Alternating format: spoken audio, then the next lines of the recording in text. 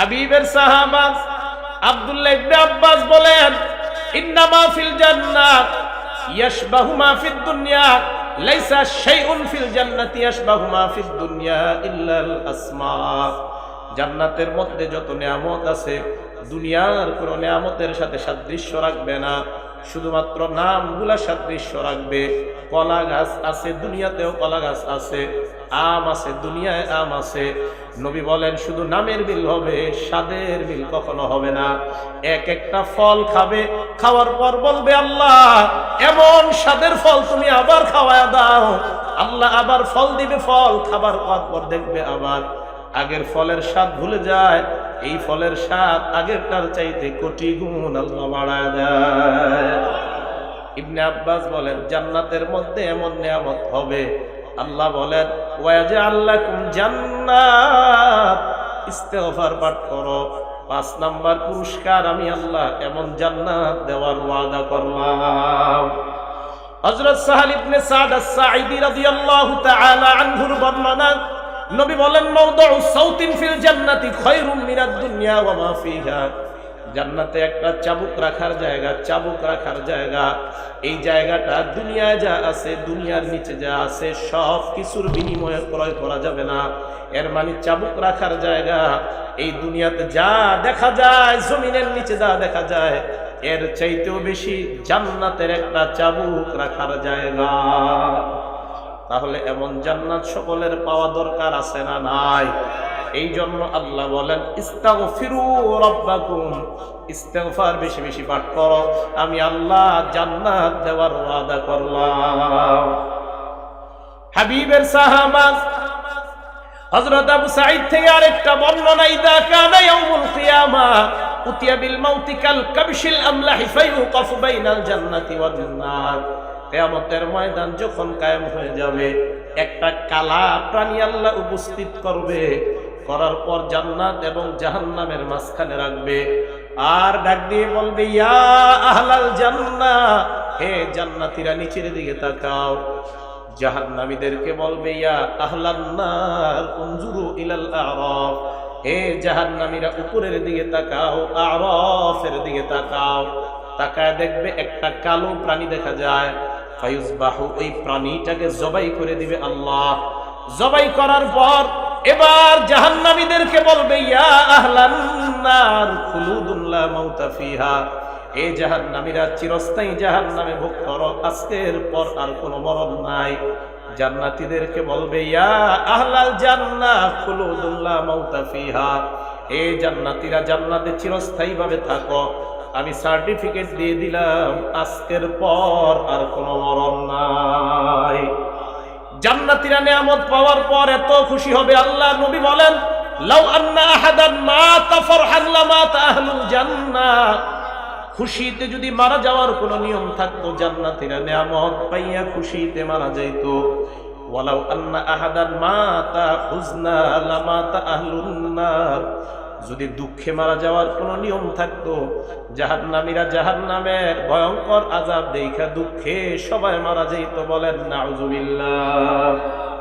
জাহান্নাম থেকে খুব বেশি বাঁচার জন্য আল্লাহর কাছে দোয়া করতে হবে, জান্নাতে যাওয়ার দোয়া করতে হবে বেশি বেশি।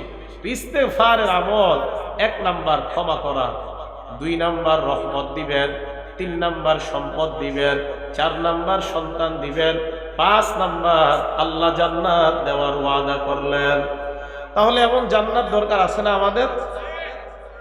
আব্দুল্লাহ ইবনে আব্বাস বলেন সূর্যগ্রহণের নামাজে নবীর সাথে দাঁড়াইলাম, দাঁড়ানোর পর হঠাৎ তাকায় দেখলাম আল্লাহর নবী নামাজের মধ্যে এমন করলেন। এমন করার পর আবার পিছনে আসলেন। নবীর সাহাবা ইবনে আব্বাস এবং সাহাবারা নামাজ সালাম ফিরানোর পর নবীকে প্রশ্ন করলেন ইয়া রাসূলুল্লাহ তানাওয়ালতা শাইআন সুম্মা তাকাকাতা, ইয়া রাসূলুল্লাহ কিছু একটা ধরার জন্য নামাজে আপনি হাত বাড়াইলেন, এরপর আবার পিছনে চলে আসলেন। আপনাদের মসজিদে ইমাম সাহেব এমন করলে চাকরি থাকবে? হ্যাঁ, এশা এমন করলে বলবেন ফজরে আর আপনি আইসেন না। নামাজে যদি এমন করে কেউ, নবীজি বললেন তোমরা ব্যাপারটা লক্ষ্য করেছো? পায় হ্যাঁ।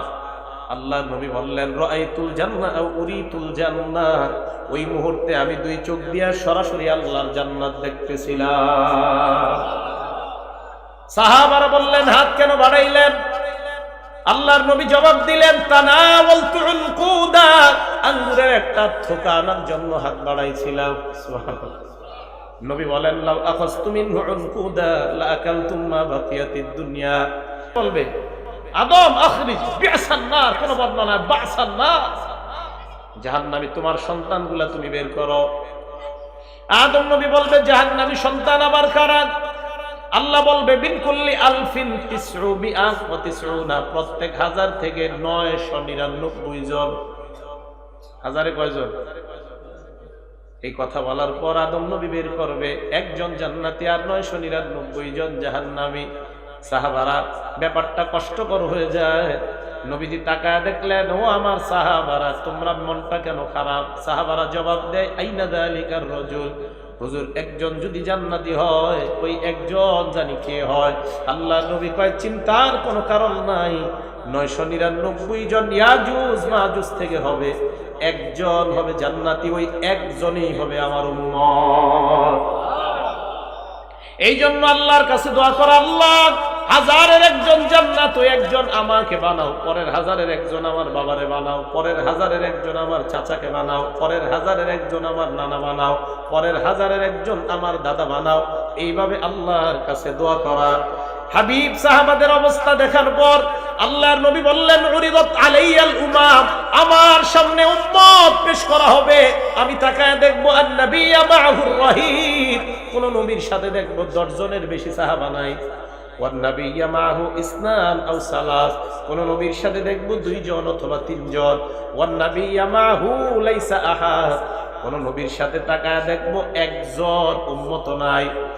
এক পর্যায়ে আমার সামনে দেখবো as-সাওয়াদুল আযম, বিশাল বড় একটা জামাত। সুবহানাল্লাহ। নবীজি বলেন আমি খুশি হয়ে যাব।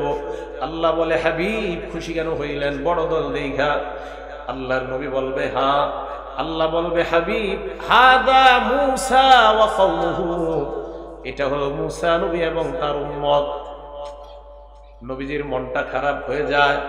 আল্লাহ বলবে হাবিব চারদিকে তাকান, ডানে তাকান, বামে তাকান, সামনে তাকান, পিছনে তাকান। হাবিব বলে আমি তাকায় দেখবো এত পরিমাণ উম্মত, যে উম্মতের শেষ সীমানা দেখা যায় না।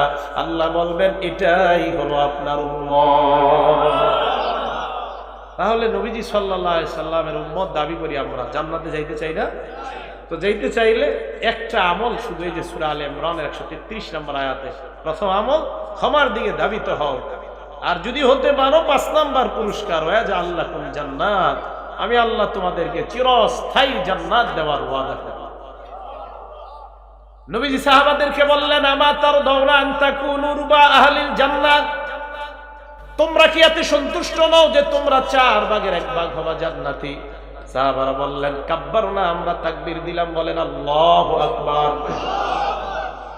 নবী বললেন তাকবীর কেন দিলা? খুশিতে? কয় হ্যাঁ।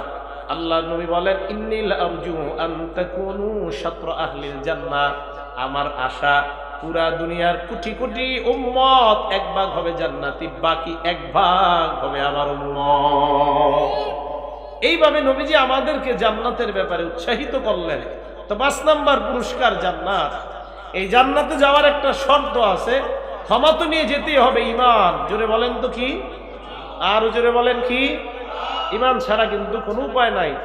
তো ঈমানটা মজবুত ঈমান হতে হবে, মজবুত ঈমান হতে হবে, যে ঈমান হাজারো বেঈমানের সামনে আপনার ঈমান ছিনায় নিতে পারে না, এমন ঈমান। নবীজির সাহাবা খুবাইব রাদিয়াল্লাহু তাআলা অ্যারেস্ট হয়েছে কাফেরদের হাতে। অ্যারেস্ট হওয়ার পর ঘটনা করলে আপনাদের ভালো লাগে, ঠিক না? এটা ঘটনা কই হওয়ার পর সুবহানাল্লাহর আওয়াজ শুনে পরে কোন ঘটনাটা কি? নবীজির দরবারে মেহমান আসছে, অনেক মেহমান আসার পর মেহমানদেরকে বন্টন করে দিলেন। নবীজির বাগে পড়ছে একজন ইহুদি, বাসায় নিয়ে যায়। শুনছেন আগে অনেক, আজকে একটু শুনবেন। বাড়িতে নিয়ে যাওয়ার পর ইহুদি চিন্তা করলো এমন খাওয়া খাবো, নবীর পরিবারে কষ্ট দিব। শুনছেন না? খাইছে, খাওয়ার পর রাতের বেলা তার পেটে চাপ দিছে, বিছানা ভরায় ফেলছে। ভরানোর পর সকালে নবী জানবে এই চিন্তায় ওই লোকটা পালাইছে। হঠাৎ মনে পড়ছে তরবারি রেখে আসছে, নবীর বাড়িতে দৌড়ায় তরবারি নিতে আসছে। আসার পর দেখে তার চাদর আল্লাহ নবী ধোয়। এই দৃশ্য দেখে ওই লোক বলে, কার কাছে আমি আসলাম, কার কাছে ছিলাম, কারে শত্রু মনে করলাম, উনি তো আমার শত্রু নয়, কারে কষ্ট দিলাম, কালিমা পড়ে মুসলমান হয়ে যায়। সুবহানাল্লাহর কি আওয়াজ! এটা একটা মিথ্যা ঘটনা, মিথ্যা কথা। এই যে ঘটনা শোনা না, মিথ্যা কথা, এই ঘটনা কোথাও নাই।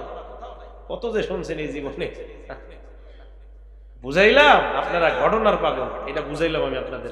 মিথ্যা কথা, ডাহা মিথ্যা কথা, কোথাও নাই, কোথাও নাই এই ঘটনা, কোথাও নাই। হাজার হাজার পৃষ্ঠা আমি পড়ছি, এই ঘটনা কোথাও। এই মিথ্যা কথাগুলা বললে কি জোরে সুবহানাল্লাহ আওয়াজটা দেখছেন, এত আওয়াজ হয় নাই। এই মিথ্যা কথার আওয়াজটা যত জোরে হয়েছে।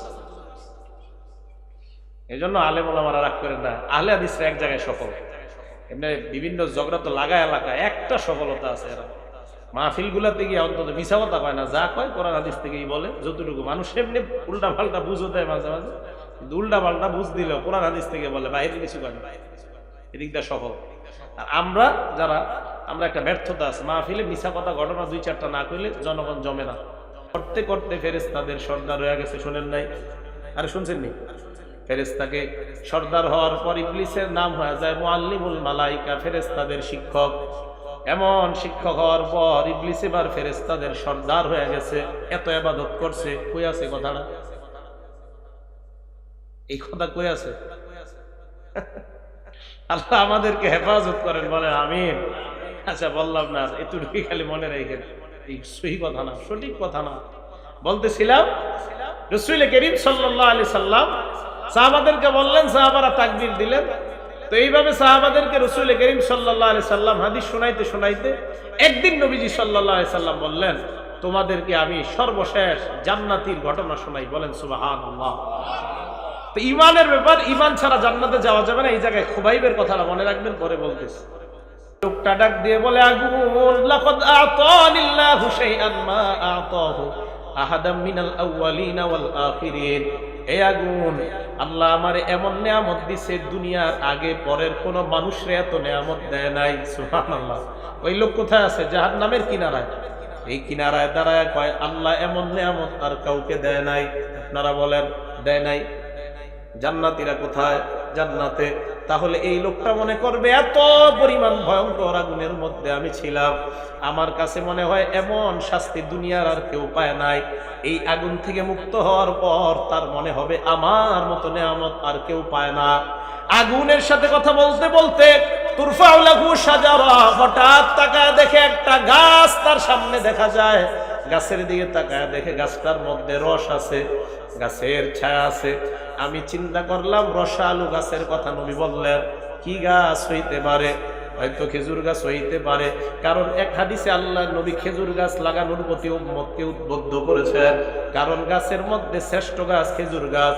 খেজুর গাছের সাথে মুসলমানের সাদৃশ্য আছে, বুখারীর বর্ণনা।